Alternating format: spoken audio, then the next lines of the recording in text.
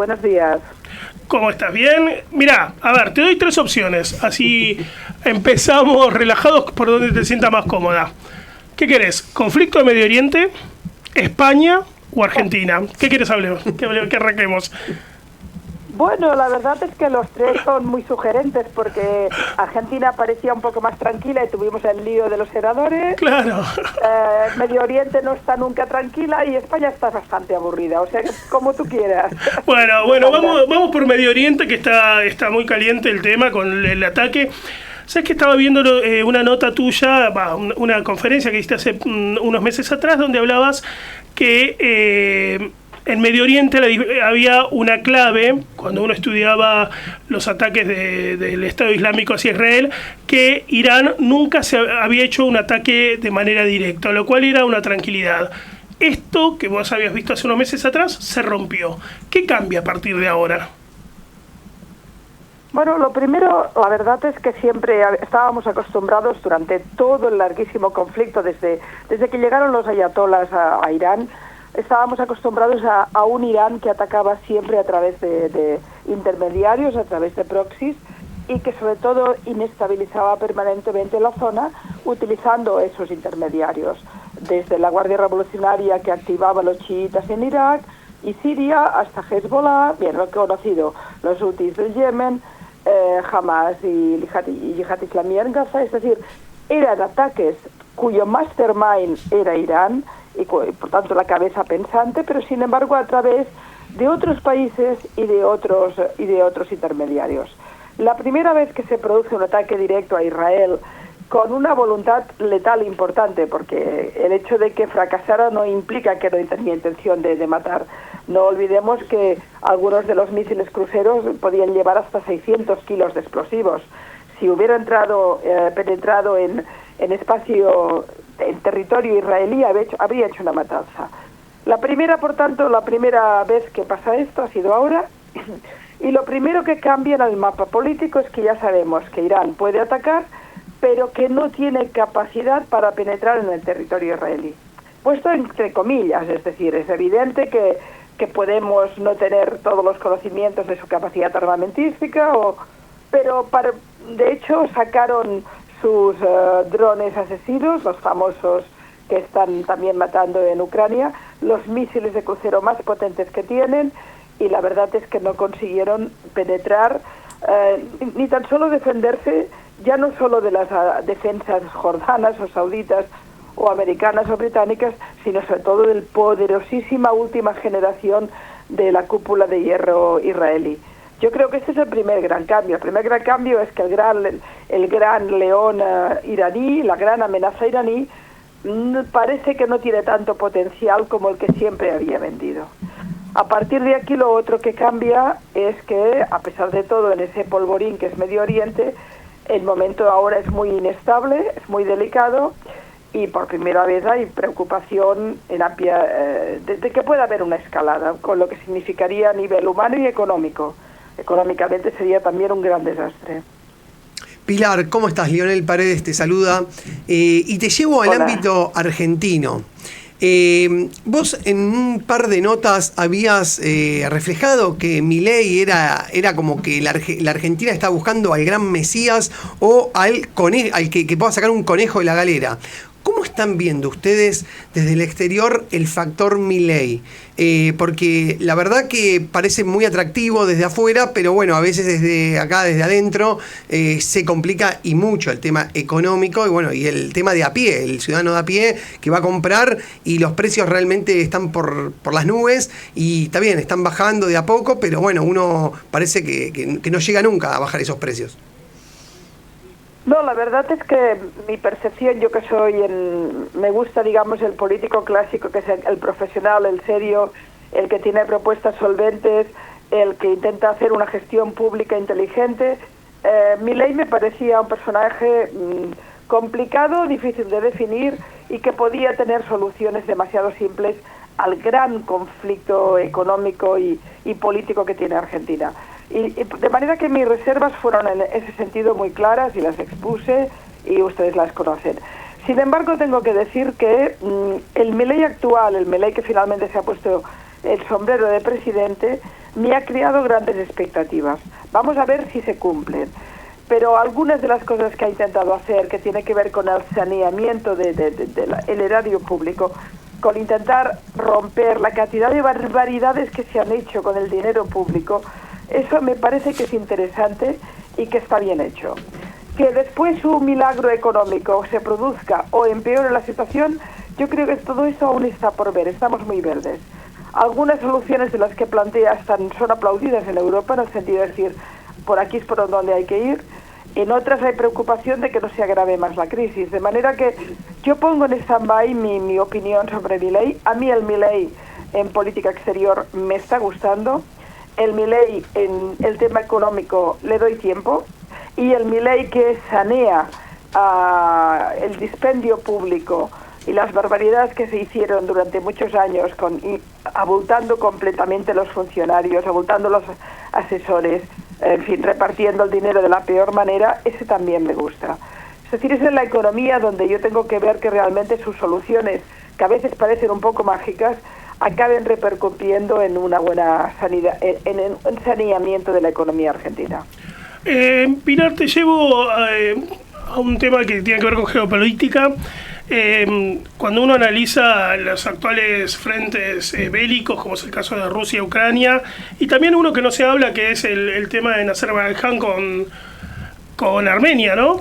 Estamos hablando de frentes donde la energía es el punto, en realidad, de inflexión. ¿Está pasando ahora que el liderazgo geopolítico no pasa por la tecnología, sino por la energía? ¿Quién tiene el poder sobre la energía? Bueno, evidentemente pasa también por la tecnología, porque una parte, yo creo que una tercera guerra mundial, desde la perspectiva clásica, no me la imagino, y creo que nadie tiene ni tan solo ganas de eso, ni tan solo en el peor escenario de Medio Oriente, pero sí que hay una auténtica guerra de relato y una auténtica guerra cibernética. Es decir, lo primero que hay que decir es que los dos bloques claramente más definidos, y que además están repitiendo esquemas de la Guerra Fría, que es el bloque ruso, chino, iraní respecto al bloque más occidental, sin contar el eje bolivariano que juega también con el grupo iraní, chino, ruso. Pero para hacerlo simple, lo que sería la Guerra Fría en otra versión, que es hoy la actual, sí que está teniendo una guerra de relato muy brutal, utilizando los medios de comunicación, los bots, utilizando todos los aparatos y la capacidad cibernética, las mentiras, las fake news, los ataques, etcétera. Y en el terreno, digamos, ya más clásico, estamos en una guerra de posiciones que, como bien dice usted, incluye desde Medio Oriente a la guerra de Ucrania, pasando, por supuesto, por el conflicto armenio. Conflicto armenio que no es tal porque Azerbaiyán se le ha permitido hacer lo que quisiera, ha limpiado étnicamente Nagorno-Karabaj y de momento está en una situación congelado el tema, pero para mal para los armenios. Pero el tema energético es clave en todo ello, y ahí no se equivocan. Es decir, por ejemplo, una de las claves para entender el ataque de Hamas el 7 de octubre, al menos aquellos que pensamos que también aquí el mastermind del ataque de Hamas es Irán, tiene que ver con el acuerdo gasístico de Irán con Gazprom, la gasística rusa, tiene que ver con la guerra energética entre el mundo occidental, específicamente Europa, sobre todo Europa, y el mundo, toda la parte que de alguna forma domina China, y tiene que ver con los flujos energéticos, por dónde van a pasar, etcétera, etcétera. Es decir, ahí hay un juego que es importante, no es una guerra energética, pero sí que es una guerra por el dominio energético y por el dominio de los flujos energéticos. De manera que, como siempre en las guerras, todo influye, lo geopolítico, lo geoeconómico, lo geoestratégico y desde luego lo geoenergético. Pilar, hace un ratito dijo que bueno, España está bastante aburrida.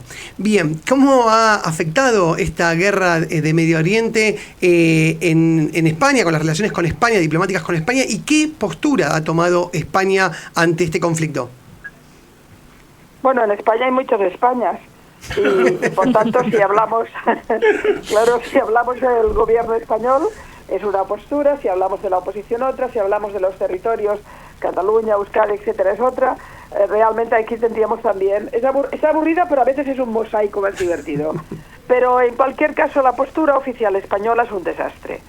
Es un desastre porque tenemos un presidente de gobierno, que es Pedro Sánchez, que está en una situación muy débil, muy frágil, muy complicada, que de golpe ha descubierto que la causa palestina y la kafía palestina le tapaba sus miserias, y la ha utilizado de manera bastante absurda, bastante, desde mi punto de vista, bastante patética. Se ha creído que era un estadista. Pedro Sánchez no es un estadista, es un tipo con un gran instinto para la supervivencia, pero nunca fue un estadista. Se confundió, él pensaba que era Churchill, no llega a secretario de Chamberlain, pero bueno, de golpe apareció con la solución mágica para el conflicto que hace 75 años que dura. Vamos a reconocer al Estado palestino. Claro, los que sabemos un poco del tema, lo primero que preguntamos es, ¿con quién?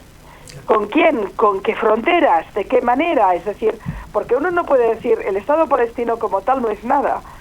Si me habla de la causa palestina, sí, pero el Estado palestino es con la Autoridad Nacional Palestina, es con Hamas, es con Hezbollah, lo permitirá Irán. ¿Qué interlocutores? ¿Qué límites? La última vez que se planteó un Estado palestino, que lo hizo Ehud Olmert, se daba todo, 100% de Gaza, 95% con posibilidad de llegar a 100 con Cisjordania, y Jerusalén Este de capital, y dijeron que no. Es decir, entonces aparece Pedro Sánchez y dice, no, ya está, ya sé lo que hay que hacer, voy a reconocerlo. Claro, los expertos y la gente, los analistas sobre el tema de, bueno, pero este hombre va a reconocer, no sé, un estado en el espacio sideral. No puede uno jugar con un tema tan complicado y en medio de una tragedia como lo ha hecho Pedro Sánchez. Lo que ha ocurrido con esta actitud, que tiene que ver con un progresismo un poco de pancarta, un poco todo a 100, y con la voluntad y la necesidad de convertirse en alguien en el mundo porque no es nadie, y de tapar un poco las miserias internas tomando un tema como este tan sangrante, la primera consecuencia es que ha hecho el ridículo. Es decir, hace poco que estuvo en Portugal buscando alianzas para su gran idea, ni tan solo Portugal le dijo, bueno, mira, ¿sabe qué, Pedro? Ahora no toca. Y todo el mundo le ha ido cayendo, ningún país serio lo ha secundado. Pero no porque sea malo reconocer un Estado palestino, sino porque las cosas hay que hacerlas bien. Y si no tienes un pacto, si no tienes una mesa de diálogo, una gente que se siente, si tienes un Hamas que te dice que nunca se van a sentar a debatir sobre ello y que no quieren un Estado palestino, lo que quieren es la destrucción de Israel, y tienes un proceso de prebélico con Irán, ¿qué estás haciendo ahí? Pero es lo que ha hecho Pedro Sánchez, él está encantado de la vida y bueno, así vamos.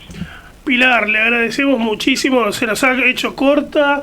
Me queda una pregunta, pero vamos a hacer una próxima nota seguro. Mira. Para la próxima quiero saber... Si es corta se la respondo. A ver si le puede responder rápido. ¿Por qué apoya la idea del separatismo en Cataluña? No, esa no se la puedo responder rápido. Por eso le dije, dejamos para la próxima. Muchísimas gracias, pero Pilar. En todo caso le diré algo muy sencillo. A ver. Ustedes se liberaron de los Borbones y les fue bien, a veces, pero vaya, creo que... Sí, no tanto, no crea. Pues solo queremos lo mismo que Argentina, bueno, liberarnos de los Borbones. Que tenga buen fin de semana, gracias. Un beso, Pilar, muchas gracias. Vamos a la pausa. Perspectivas. Hasta las 13. Con Lionel Paredes y Martín Picón.